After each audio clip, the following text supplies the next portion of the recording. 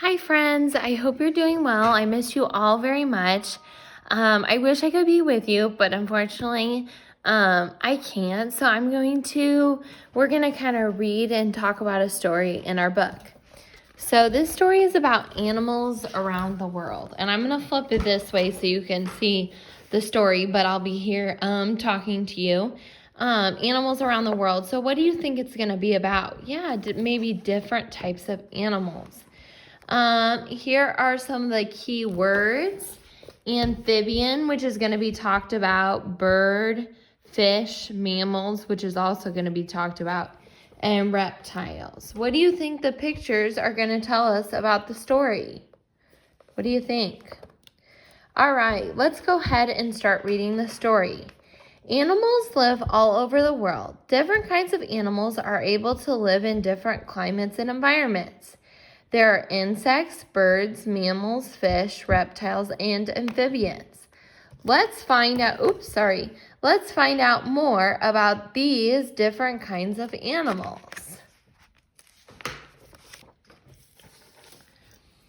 Insects live everywhere, from tropical forests to polar regions. Polar means cold. All insects have 3 pairs of legs and 3 body parts: the head, the thorax, and the abdomen. Most insects have at least 1 pair of wings and a pair of antennae. Here's their antenna right here. They lay eggs. Birds live in all kinds of habitats, from cold mountains to hot deserts. Birds are warm-blooded animals with 2 legs, feathers, and a beak. All birds lay eggs and most can fly. Some birds, however, like penguins, cannot fly. Hopefully on some of your nicer days, you've been able to get outside and see some birds, maybe in your neighborhood.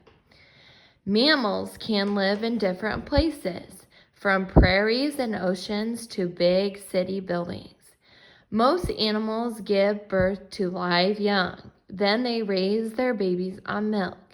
Many mammals have fur or hair on their bodies. Human, cats, dolphins, and whales are mammals. So can you think of maybe some mammals? Fish can be found in most bodies of water, from cold oceans to warm water springs. All fish have gills for breathing. Many fish have scales for protection, or the protection means to keep them safe. Fins help fish swim better. All fish hatch from eggs. Many reptiles live in the tropics and in deserts. Reptiles are cold-blooded animals. They need the warmth of the sun to keep their bodies warm. Their bodies are covered with dry, scaly skin. Most reptiles hatch from eggs that are laid on land. So you can see, here's a picture of an animal, and you can see that an alligator, and you can see that the eggs are hatched on the land. Turtles, lizards, crocodiles, and alligators move on short legs to get from one place to another. Snakes crawl on their bellies to move around. Many reptiles are also very good swimmers. Amphibians live in every continent except Antarctica. When they are born, most amphibians have gills and live in the water. They change into animals with lungs and move to land. Amphibians have moist skin. Moist means wet. Frogs and salamanders are amphibians. So you can see here, turns from an egg and a tadpole that swims, and eventually turns into a frog that can live on the land. There are many different kinds of animals living all over the world. What kinds of animals live in your area? And maybe you can go outside when it's nice out and kind of think about what are some animals that live near us. So now I've got a little writing activity for you to do. And so we have talked about in the story, we talked about fish And insects, which are like bugs, birds, mammals, which are humans, cats, dolphins, and whales, reptiles, which are turtles, lizards, crocodiles, and alligators, and amphibians, which are like frogs.